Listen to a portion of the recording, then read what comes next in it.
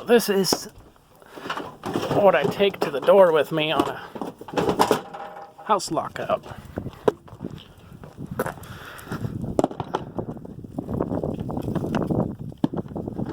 I have pretty much all my tools in here.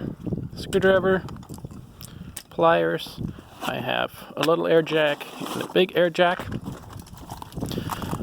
My Peterson pick set, which is the one I use the most, and that's why it's a mess.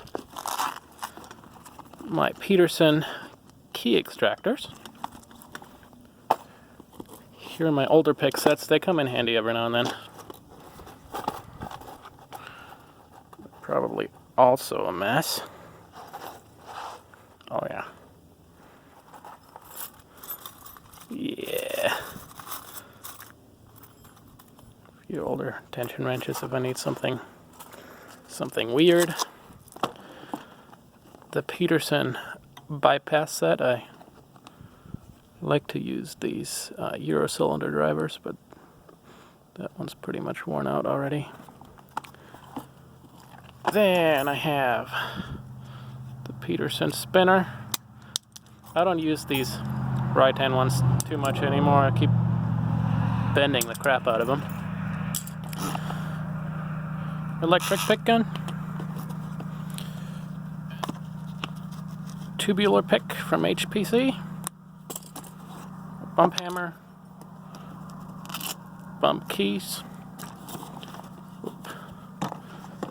Another tubular pick from HPC. Couple of windshield wiper inserts. They're supposed to be there. Thumb turn bypass. Double doors. This is the old automotive plug spinner that I used, but I kept breaking tail pieces with it.